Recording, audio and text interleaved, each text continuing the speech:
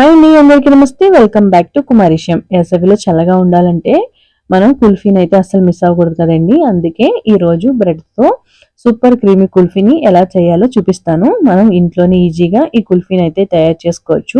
ఈ వీడియోనైతే ఎక్కడ స్కిప్ చేయకుండా చివరి వరకు చూడండి. అలాగే మీ అభిప్రాయాన్ని నాకు కామెంట్ రూపంలో అయితే తెలియజేయండి. మరిన్ని రెసిపీస్ కోసం అయితే మన ఛానల్ అయితే సబ్స్క్రైబ్ చేసుకోండి.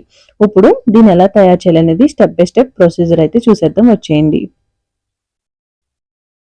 ఇప్పుడు దీనికోసమని ఒక దలసరిపాటి కడాయిని అయితే తీసుకుని అందులోని ఒక 2 to 3 టేబుల్ స్పూన్ అయితే వాటర్ అయితే వేసుకోండి. వాటర్ ఎందుకు వేసుకున్నామంటే మనం వేసుకుంటాం కదా, ఇప్పుడు ఒక హాఫ్ లీటర్ మిల్క్ అనేది వేసుకుంటున్నాను కదా. ఇలా వేసుకోవడం వల్ల మనకి వాటర్ వేసుకోవడం వల్ల మిల్క్ అనేవి కింద అయితే అడుగెట్టకుండా చక్కగా అయితే బాయిల్ అవుతాయండి. ఇప్పుడు మనం ఫ్లేమ్ అయితే ఐలో పెట్టుకుని మిల్క్ ఒక పొంగొచ్చేంత వరకు కూడా మనం అయితే బాయిల్ చేసుకోవాలి. చూసారు, ఇక్కడ మనకైతే ఆల్రెడీ పొంగు అనేది వచ్చేస్తుంది కదండి. ఇప్పుడు ఆ పొరంతా మనం ఈ విధంగా గరిటతో కలుపుకుంటూ పైన అయితే మీగడ తొక్క కట్టకుండా అయితే మనం ఈ విధంగా చక్కగా అయితే కలుపుకోవాలి.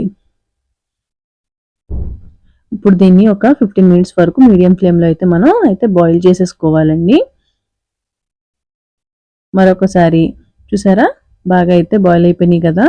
ఇప్పుడు ఇందులోని ఒక 3 టేబుల్ స్పూను షుగర్ అయితే వేసుకుంటున్నానండి. ఇక్కడ మీరు తినే స్వీట్ని బట్టి మీరైతే షుగర్ అయితే యాడ్ చేసుకోండి. నేనైతే ఒక 3 టేబుల్ స్పూన్ వేసుకుంటున్నాను అనమాట. ఇప్పుడు షుగర్ అంతా కలిసేంత వరకు కూడా బాగా కలిపేసుకుని దీన్ని మరొక 10 to 15 మినిట్స్ అయితే మనం ఇలా గరిటతో తిప్పుకుంటూ అయితే మనం బాయిల్ చేసుకోవాలండి.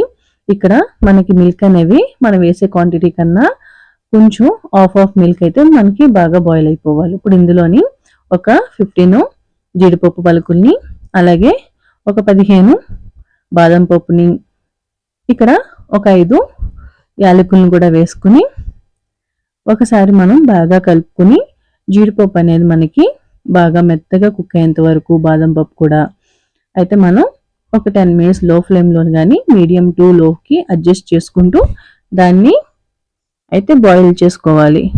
ఇప్పుడు ఇక్కడ నేను ఒక 4 బ్లడ్ స్లైసెస్ అయితే తీసుకున్నానండి. ఎడ్జెస్ అయితే బ్రౌన్ కలర్లో ఉంటాయి కదా, అవి అయితే నేను కట్ చేసేసుకుని చిన్న చిన్న ముక్కలుగా ఈ విధంగా తుంపుకుంటూ మనం మిల్క్లో అయితే వేసేసుకోవాలి.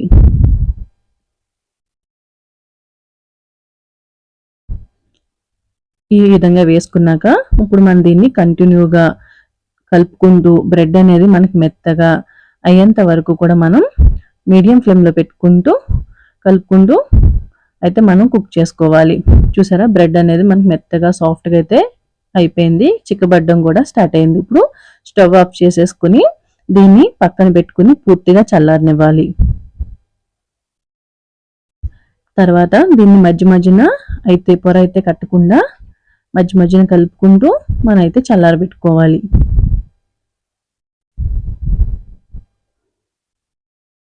ఇది పూర్తిగా చల్లారాక చూసారా, పూర్తిగా అయితే చల్లారిపోయింది కదా, కొంచెం చిక్కగా కూడా అయింది. ఇప్పుడు దీనికోసమని ఒక పెద్ద మిక్సీ జార్ అయితే తీసుకుని అందులో మనం ముందుగా రెడీ చేసుకున్న మిశ్రమాన్ని కూడా వేసేసుకుని దీన్ని మధ్య మధ్యన ఆపుతూ అయితే మనం అయితే గ్రైండ్ అయితే చేసుకోవాలి.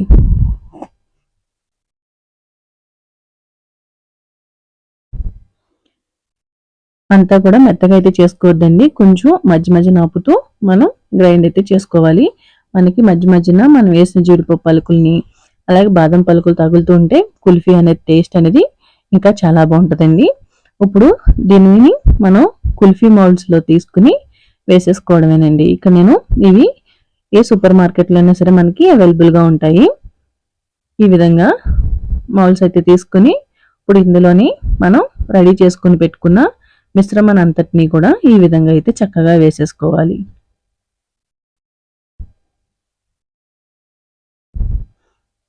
ఈ విధంగా క్యాప్స్ కూడా పెట్టేసుకుంటే మనకి కుల్ఫీ అనేది చక్కగా రెడీ అయిపోతుందండి. ఇప్పుడు దీన్ని ఒక 8 అవర్స్ రిఫ్రిజిరేటర్లో అయితే పెట్టేసుకుంటే మనకి కుల్ఫీ అనేది రెడీ అయిపోతుంది.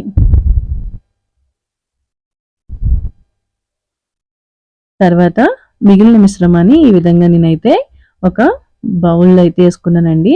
దీన్ని కూడా టైట్గా ఉన్న ఒక బౌల్ అయితే వేసుకోండి. పైన మీకు ఇష్టమైన డ్రై ఫ్రూట్స్తో అయితే ఈ విధంగా అయితే గార్నిష్ అయితే చేసుకోవాలి.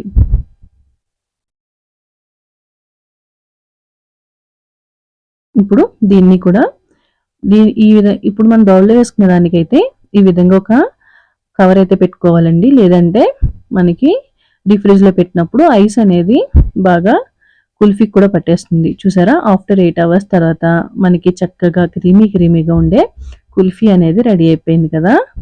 చూసారా, పిల్లలు కూడా చాలా ఇష్టంగా తింటారండి.